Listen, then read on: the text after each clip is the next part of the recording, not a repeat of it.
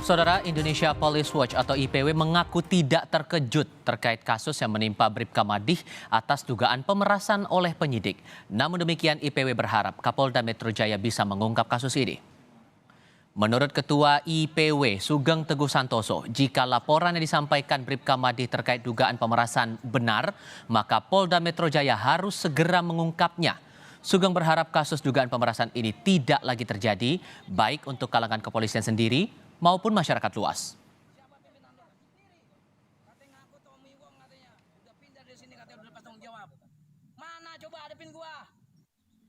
Ketika ada si jawabnya yang mengalami ketidakadilan dan benar pada posisinya, polisi harus menolong, membantu. Ternyata Bribka Madih perkaranya 11 tahun mangkrak dan ia mencari keadilan dengan caranya sendiri sampai terbuka kepada publik yang bisa saja dinilai sebagai tindakan yang keliru atau salah oleh pimpinannya. Kasus Bribka Madih, anggota Provos yang mengaku diperas sesama anggota polisi terkait laporannya saat mengurus sengketa lahan orang tuanya viral di media sosial. Lantas seperti apa proses hukum terkait dugaan pemerasan tersebut? Untuk membahasnya sudah bergabung bersama kami kali ini pengamat kepolisian dari ISES Bambang Rukminto dan Ketua Harian Kompolnas Beni Mamoto. Pak Bambang, Pak Beni apa kabar?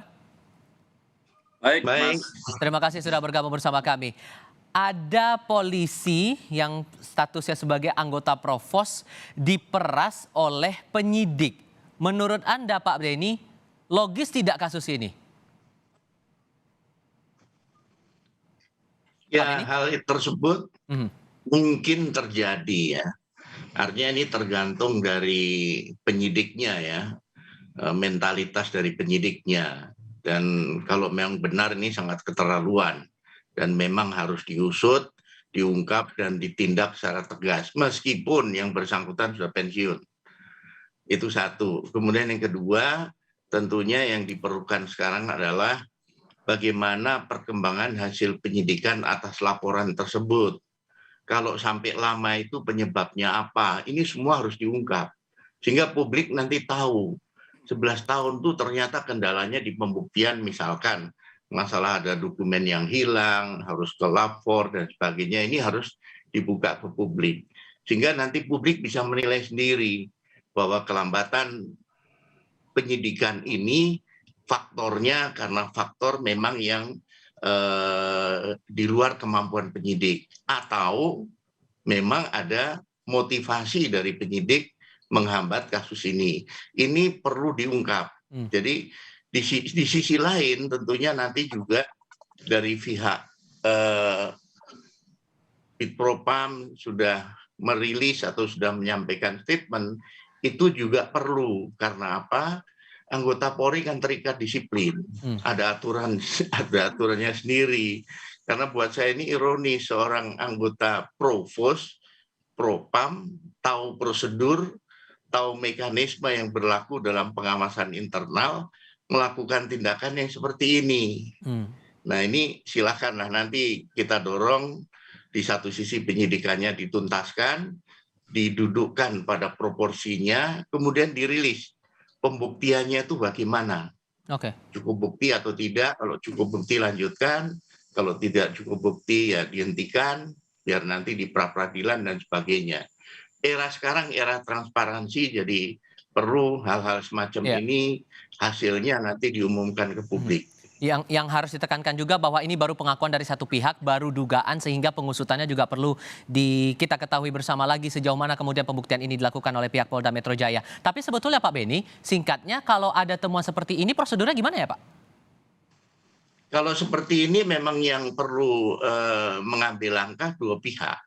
Yang pertama tentunya dari jajaran Serse, dalam hal ini tentunya Direktur Kriminal Umum yang menangani kasus ini segera melangkah secara internal, dilakukan gelar perkara, dievaluasi penanganannya ada masalah atau tidak. Jadi respon itu dari internal dulu dilakukan. Kemudian nanti sesegera mungkin dikonfrontir ataupun di cross check dengan data yang dirilis oleh Bribka ini. Benar nggak datanya? Kalau datanya ternyata tidak sesuai dengan pembuktian di penyidikan, ini ceritanya lain lagi nanti. Misalkan sudah dibuktikan bahwa AJB itu benar, sudah pemeriksaan saksi-saksi semua sudah, ternyata benar. Sementara Bribka Made mengatakan itu palsu. Ini kan jadi aneh. Jadi ini nanti harus beriringan antara di satu sisi pembuktian kasusnya, di sisi lain komunikasi dengan pihak Bribka Made, di sisi lain juga tentunya penegakan disiplin menjadi penting. Sedikit banyaknya Pak Bambang kasus ini atau dugaan kasus ini peras polisi ini bikin publik geleng-geleng kepala. Anda juga demikian Pak Bambang? Iya, ini menambah PR dan beban kepolisian ya setelah 6 bulan terakhir ini didera banyak masalah gitu loh. Tetapi saya melihat terkait dengan laporan Bribka Made ini memang ada semacam tren gitu loh dari internal kepolisian mengunggah kekecewaannya terhadap pelayanan kepolisian institusinya sendiri kepada mereka gitu. Bribka Made ini juga menambah deretan itu. Sebelumnya ada seseorang anggota kepolisian di Polres di Sulawesi yang dipukul Kapolresnya juga mengunggah seperti itu. Artinya ada sebuah saluran yang buntu terkait dengan pelaporan atau kekecewaan yang dirasakan oleh anggota gitu. Saya melihat bahwa Bribka Made ini tentunya seorang anggota Provos sangat paham prosedur dan untuk melaporkan kasusnya seperti itu. Hanya saja ketika dia mengunggah di media sosial tentunya juga menghitung resiko-resiko gitu. Makanya kalau dalam kasus ini, dalam kasus Bribka Made ini, saya melihat ada 3 kasus yang berbeda gitu. Yang satu terkait dengan etika profesi, kemudian terkait dengan pemerasan sendiri, dan yang ketiga adalah kasus tanahnya sendiri. Dan ketiga problem ini juga harus dipecahkan bersamaan gitu. Jangan sampai kasus pemerasannya hilang hanya sekedar dipersempit dengan kasus etik dan profesi itu. Itu yang tentunya nanti akan membuat semakin masyarakat akan semakin tanda tanya. Ketiga kasus itu bisa ditelusuri sekaligus atau harus satu persatu menurut Anda? Ya, harus ditelusuri berbarengan ya. Tapi yang lebih utama tentunya terkait dengan pemerasan sendiri. Ini menyangkut dengan marwah kepolisian gitu. Kalau pemerasan itu benar atau salahnya bisa terungkap, tentunya kasus etika profesi itu bisa dilanjutkan. Tapi kalau kasus etik profesi ini lebih dikedepankan, tentunya sangat janggal dan hanya untuk menekan Bribka Made saja. Itu tentunya akan membuat masyarakat semakin tanda tanya. Ada kebuntuan pelaporan kata Pak Bambang nih, Pak Beni, gimana tuh?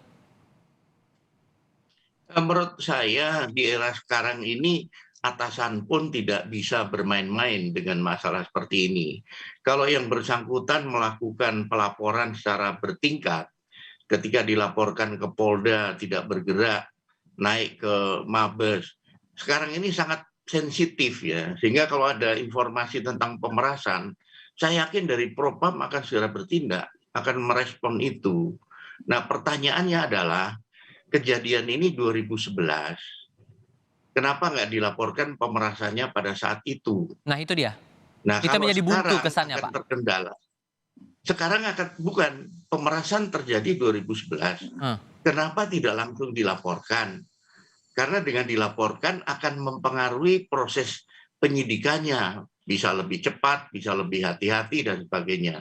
Ketika diributkan sekarang, pertanyaannya apakah sudah dilaporkan dengan membuat laporan polisi? Kalau belum, berarti ini harus ada proses. Ya, bikin laporan polisi, diselidiki, sementara apakah buktinya masih ada, apakah saksi-saksinya masih ada, ini juga menjadi masalah tersendiri. Jadi Anda melihat indikasinya ada apa ini sampai menunggu 11 tahun baru dibongkar semuanya ini? Nah, ini kemungkinan juga kalau saya tidak berani langsung berandai-andai ya, karena ini proses sedang berjalan. Kalau kita mencermati dari rilis yang dilakukan oleh Bithumas Polda Metro dan Kabid Propam Polda Metro, di sana menunjukkan adanya perbedaan fakta antara yang disuarakan oleh Bribka ini dengan fakta yang ada di penyidikan. Nah, ini akan nanti tentunya bisa sesegera mungkin nanti dirilis hasilnya setelah cross check dengan si Bribka ini bagaimana. Oke. Nah, hal lainnya juga ini Pak Bambang yang dicermati setelah viral nih, justru pihak Polda Metro Jaya mengungkap kesalahan masa lalu Madi. Mulai disebut melakukan pelanggaran etik, ada dugaan pelanggaran etik yang dilakukan. Kemudian disebut masalah ada pelaporan dugaan KDRT terhadap yang dilakukan dugaannya kepada dari Madi begitu yang melakukan. Anda melihat ini gimana sebetulnya? Ya, pola-pola seperti itu kan juga terjadi pada kasus pembunuhan Joshua kan. Joshua juga dikriminalisasi sebagai pelaku pelecehan seksual seperti itu. Makanya hal-hal seperti itu seharusnya dihindari lebih dulu gitu. Masuk kepada substansi masalahnya dulu terkait dengan pemerasan. Pemerasannya itu kapan terjadi gitu. Mengapa sekarang baru sekarang diviralkan? Apakah tentunya sebagai seorang anggota polisi, saya meyakini Bribka Madi ini berani mengambil risiko. Kurun waktu 11 tahun itu bukan waktu yang pendek. Tentunya ada proses di situ. Makanya kalau kemudian dia sekarang memviralkan, tentunya memiliki bukti-bukti dan memiliki sudah berhitung dengan resiko-resiko gitu.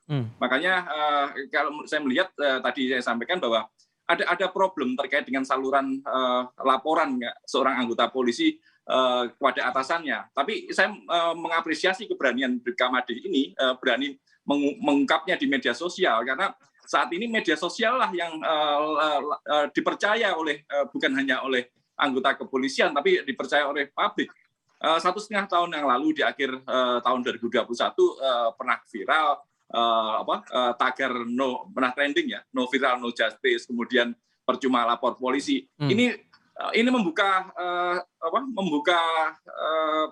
kasus seperti itu juga yang dilakukan oleh anggota kepolisian. Makanya kalau kemudian Polda fokus pada kesalahan-kesalahan Madi, tapi tidak segera mengungkap terkait substansi masalahnya terkait dengan pemerasan ataupun kasus tanahnya sendiri, ini akan menjadi blunder seperti itu. Oke. Tantangan baru tampaknya ini untuk pengusutan kasus di pihak Polda Metro Jaya. Pak Bambang, terima kasih. Pak Bedi juga terima kasih sudah berdiskusi bersama kami di Kompas TV kali ini. Sehat selalu untuk Anda berdua.